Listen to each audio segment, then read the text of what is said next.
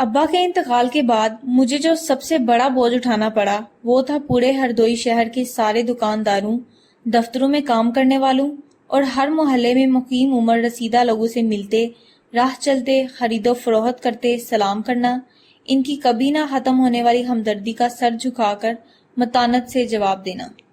حد یہ تھی کہ مجھے یتیم ہوئے سال گزر گیا، میرے زخم بڑھ گئے، لیکن ان تمام لوگوں نے بلا تفریق مذہب و ملت اپنے سلوک میں ذرا بھی کمی نہیں آنے دی۔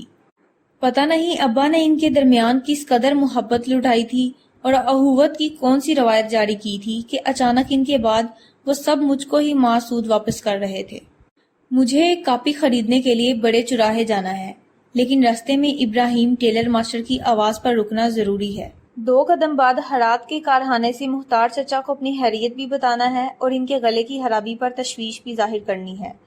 چھوٹے چوراہے پر قطار سے ابا کے چاہنے والے پنساری دکانداروں، پان فروشوں، سبزی فروشوں اور کپڑے کی دکانوں میں بیٹھے سبھی لوگوں کو میرے لیے بنی ان کی تشویش کا ازالہ کرنا ضروری تھا۔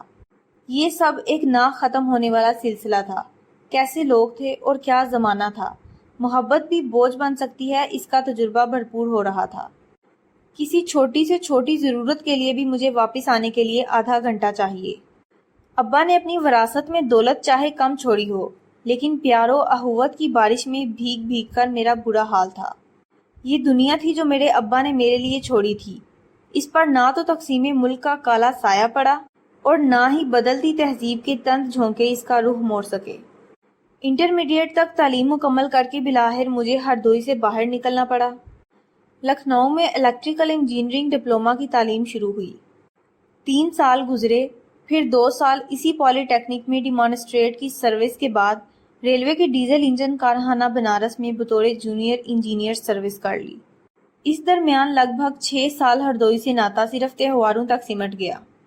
صرف عید یا بقر عید پر 1-2 دن کے لیے جاتا تھا۔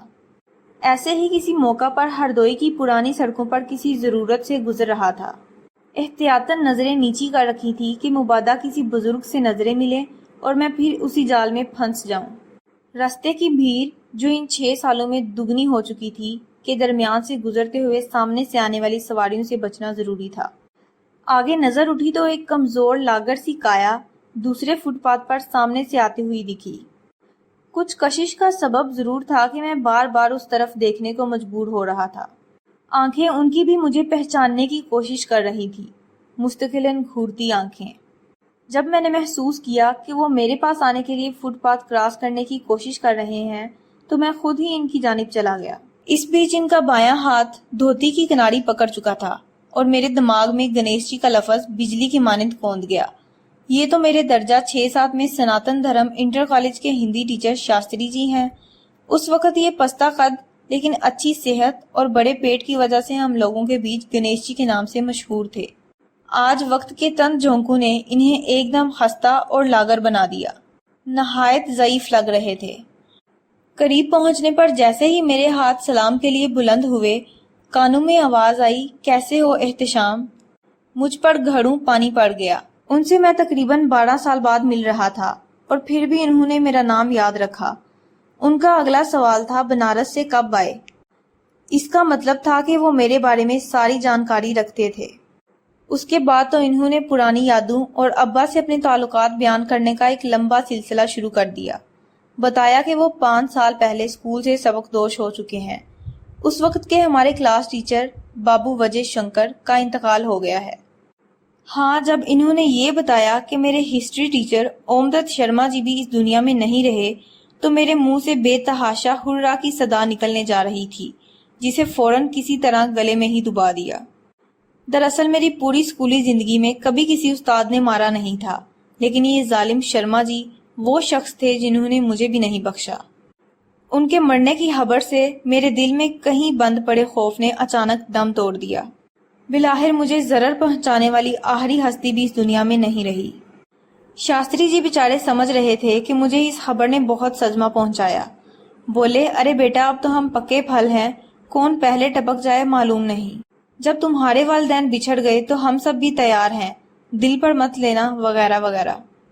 آج اپنی زندگی کے آخری کنارے پر کھڑے ہوئے سوچتا ہوں، میرے بزرگوں نے میرے لیے ورثہ میں کیا معاشرہ، کیا تہذیب اور کیا اخوت چھوڑی تھی۔ محبت کی وہ بارشیں تو اب بھائی بہنوں میں بھی عنقا ہیں۔ محلہ شہر کی تو بات دور کی ہے، اور پھر ہم آج دنیا سے رخصت ہوتے ہوئے اپنے بچوں کو کیا وراثت دے رہے ہیں؟ اس لوٹی ہوئی دنیا کا ذمہ دار ہمارے علاوہ کون ہے؟ سلوک کس طرح سودے میں بدل گیا؟ بے لوث محبت ہم سے کہاں کھو گئی؟ آج کے معاشرے میں بارودی بدبو اور گولیوں کا خوف کس نے پیدا کیا؟ کیا ہم اس کے ذمہ دار